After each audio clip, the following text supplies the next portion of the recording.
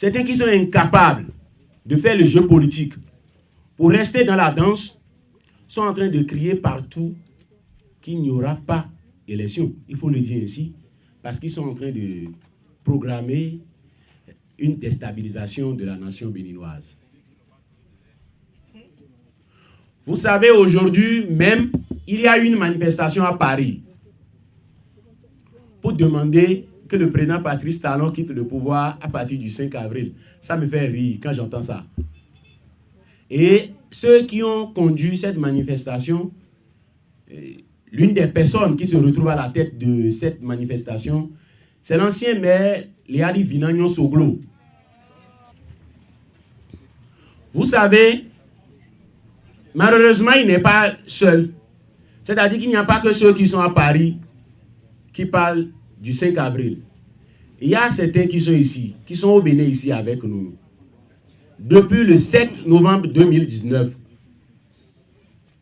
et qui n'ont rien dit par rapport au 5 avril, par rapport aux 45 jours qui se sont ajoutés au mandat présidentiel en cours, et qui ont tenté tout pour aller aux élections. Et c'est au moment où ils se sont retrouvés incapables de compétir qu'ils ont commencé par demander qu'on respecte la constitution du 11 décembre 1990, qui a été révisée par l'Assemblée nationale. De quoi il s'agit quand on parle des 45 jours? Il faut qu'on l'explique.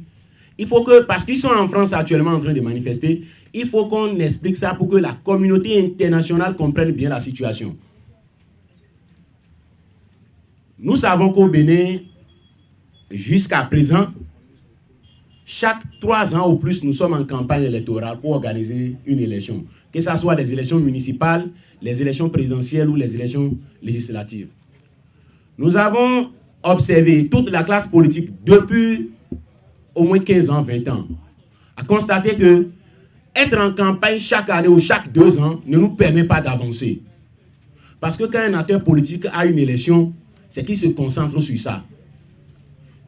Et ce sont les mêmes acteurs qui sont au four et au moulin pour le développement de la nation. Donc si chaque 2 ans, il faut que le pays soit en élection, il faut qu'on arrête tout, il faut que chacun pense à comment faire pour renouveler son mandat, il faut que chaque parti politique pense à comment faire pour avoir la majorité au Parlement, pour avoir la majorité au niveau des communes, c'est qu'on aura un sérieux problème de développement. On sera au ralenti chaque fois.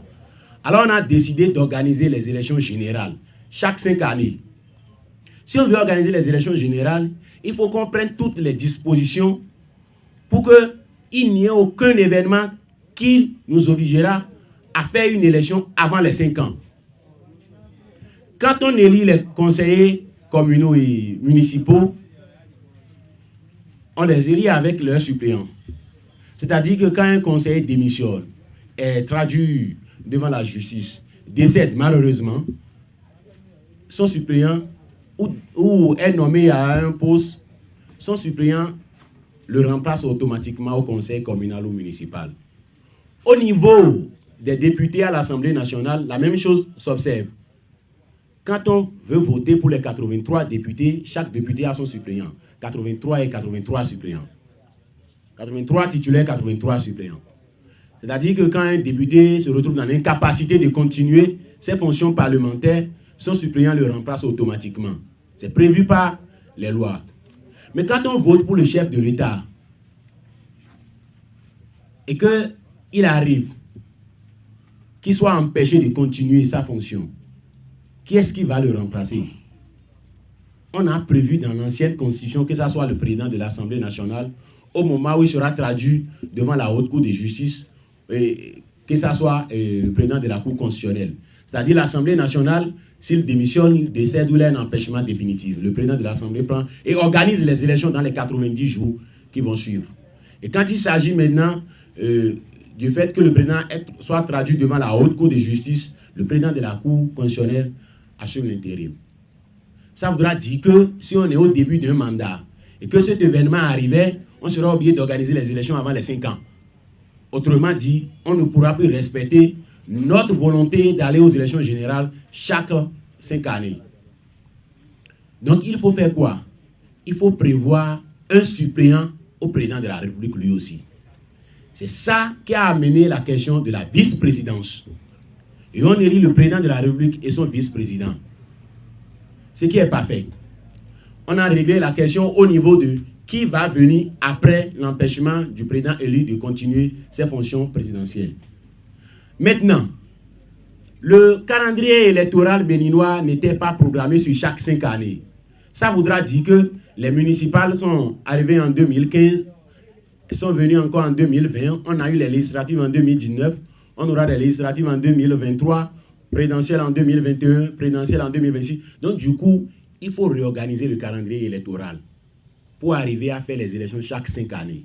Qu'est-ce qu'il faut faire? Il faut ajuster les choses de sorte à ce que le fonctionnement régulier des institutions ne soit pas menacé par cette réforme majeure. Alors, qu'est-ce qui s'est passé? Qui est-ce qui organise les élections? Qui convoque l'école électorale?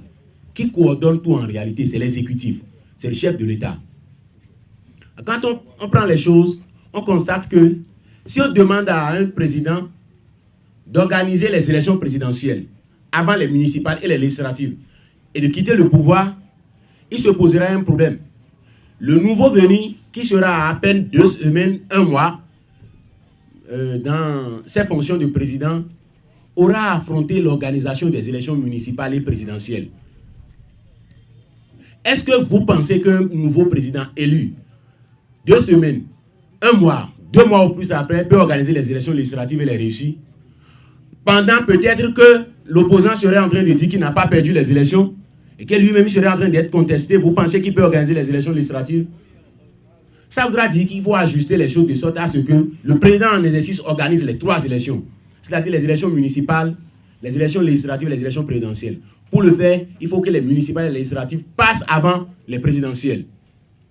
Et pour arriver à cela, avec le calendrier actuel, il faut ajouter au moins 45 jours au mandat présidentiel en cours. Pour qu'en 2026, on ne se retrouve pas peut-être dans un contexte où le président en exercice en 2026 organise les élections présidentielles, il s'en va et celui qui le remplace commence par organiser difficilement les autres élections. Ça va nous mettre dans un chaos, c'est-à-dire un désordre total. Donc c'est à ça qu'on a réfléchi et les députés ont décidé d'ajouter 45 jours au mandat présidentiel en cours. Les 45 jours querrés ne sont pas un bonus donné à Patrice Talon par les députés de la 8e législature. C'est une solution majeure que la représentation nationale a trouvée pour régler un problème qui peut nous conduire dans un grand désordre après. Les 45 jours interviennent pour nous empêcher de se retrouver dans une situation où un président ne soit pas en mesure d'organiser les élections parce qu'il est nouveau, parce qu'il ne maîtrise pas encore la maison.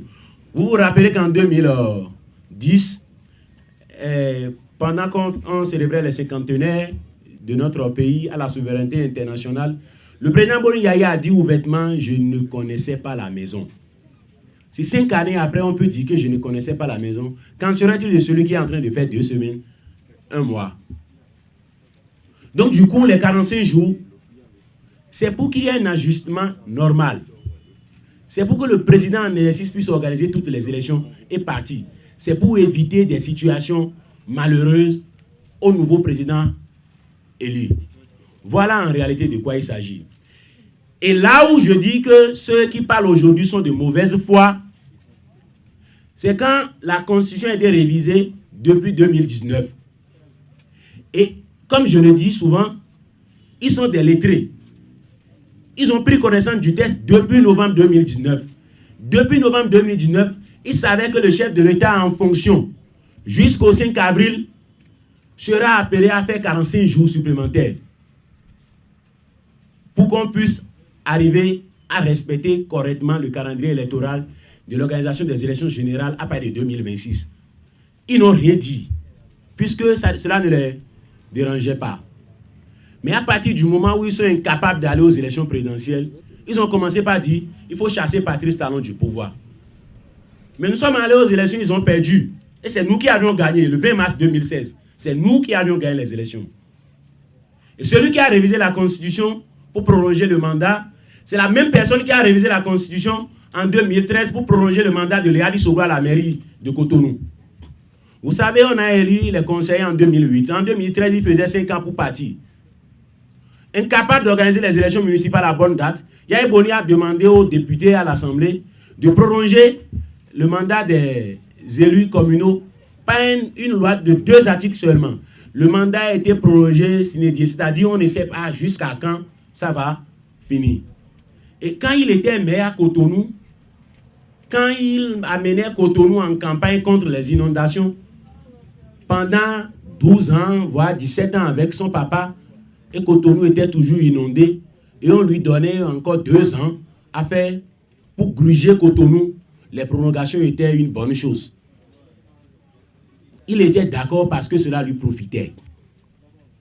Mais aujourd'hui que ce n'est plus lui, aujourd'hui que cette prolongation ne lui permet plus de voler la mairie de Cotonou, je le dis comme ça, parce qu'il faut que la famille Soglo sache quelque chose.